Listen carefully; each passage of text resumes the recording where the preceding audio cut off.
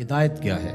ہیا ارات الطریق، ایک تو ہے راستہ دکھلانا، جس کو راہ نمائی کہتے ہیں، نمودن سے دکھانا۔ کسی نے پوچھا کہ میں نے فلاں جگہ پہ جانا ہے، تو ہم نے کہا یہاں سے سیدھے باہر نکل جانا، دائیں بائیں آگے بائی پاس آئے گا، تو آپ یوں ادھر ہو جانا۔ یہ ہے ارات الطریق، راستہ دکھلا دینا، راستہ بتلا دینا۔ اس میں بھٹکنے کے امکان موجود ہیں، تھوڑی سی غلطی لگ گئی تو آپ اور سمت بھی نکل سکتے ہیں۔ پھر اگر راستے کے اندر جگہ جگہ دشمن بھی کھڑا ہو تو پھر تو امکان اور زیادہ بڑھ جاتے ہیں۔ تو یہ ارات الطریق کا مفہوم ہے۔ اور ہدایت کا دوسرا مفہوم ایصال الی المطلوب، منزل تک دستے کرم سے پکڑ کے پہنچا دینا۔ تو یہاں دوسرا معنی ہے، اس لیے علماء نے اس کا معنی کیا مجھے سیدھی راہ پہ چلا۔ مطلب کیا کہ سیدھی راہ تو میں دیکھ چکا ہوں، لیکن قدم قدم پہ شیطان اور نفس موجود ہیں جو میری راہ بھٹکا دیں گے۔ مالک تو دستے کرم بڑھا اور مجھے منزل پہ پہنچا دے۔ اللہ اکبر۔ تو یہ ہے ایصال الی المطلوب۔ تو ہدایت کا یہ مفہوم، اور یہاں ہدایت سے مراد وہ ہدایت جو پیغمبروں کے ذریعے سے، کتب کے ذریعے سے اللہ تعالیٰ نے حضرت انسان کو دی۔ ایک فطری ہدایت ہے، جبلی ہدایت، اور وہ اللہ تعالیٰ نے انسان کیا جانوروں کو بھی دی ہے۔ وہ بطخ کا بچہ بھی جب انڈے سے نکلتا ہے تو وہ کسی سے تیرنا سیکھتا نہیں ہے، وہ خود چھلانگ لگا دیتا ہے اور تیرنے لگ جاتا ہے۔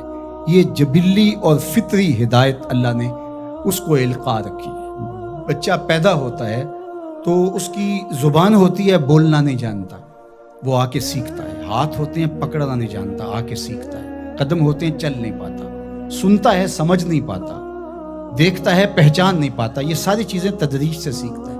لیکن بچے نے ماں کی چھاتی سے دودھ کیسے لینا ہے، تو یہ اس کو جبلتاً بتایا جاتا ہے، چونکہ اس کی پہلی ضرورت ہے، باقی چیزیں وہ آ کے سیکھتا ہے۔ اسی طرح خیر اور شر، یہ بھی اللہ تعالیٰ نے القاء کیا انسان کو۔ پیغمبروں نے آ کے راستے اجالے، لیکن اچھائی کیا ہے، برائی کیا ہے، یہ انسان کو پتہ ہے۔ کسی کو تھپڑ مارنا بری بات ہے، یہ کہیں سے اس نے نہ بھی پڑھا ہو، کسی نے استاد نے نہ بھی بتایا ہو، یہ اس کا ضمیر بتاتا ہے کہ یہ غلط ہے۔ تو خیر اور شر یہ اندر تمہارا بتاتا ہے، یہ فطری اور جبلی ہدایت ہے۔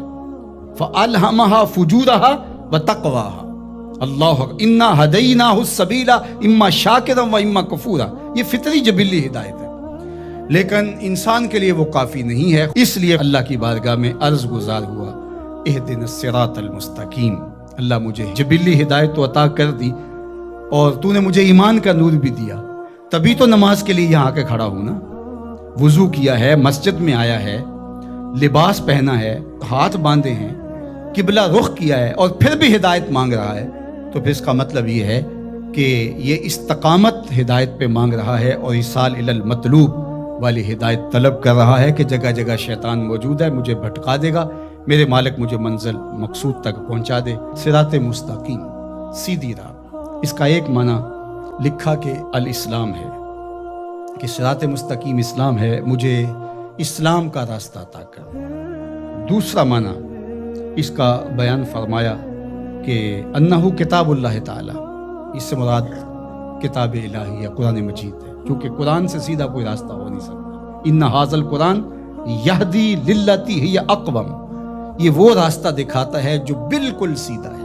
قرب قیامت کے فتنوں کا ذکر جب ہوا تو حضرت علی نے حضور سے پوچھا کہ حضور پہ بچنے کی صورت کیا ہے، تو برجستہ کہا اللہ کی کتاب قرآن مجید۔ تیسرا معنی انہ الطریق الہادی الی دین اللہ تعالی، یہ اللہ کے دین کی طرف جو راستہ ہے، وہ راستہ اللہ کے حضور اتنی تمہید کے بعد مانگا گیا تاکہ میں خیر کی راہوں پہ رہوں اور میری مدد نصرت مالک تیرے کرم پہ رہے۔ یہ حضرت عبداللہ ابن عباس رضی اللہ تعالیٰ عنہ کا قول ہے، اور فرماتے ہیں کہ یہ وہ راستہ لا عوج فیہ، جس میں کوئی ٹیڑھا پن نہیں ہے، مستقیم بالکل، اور یہ اعتدال کا راستہ ہے، نہ افراط کا راستہ نہ تفرید کا راستہ، یہ بالکل معتدل راستہ ہے۔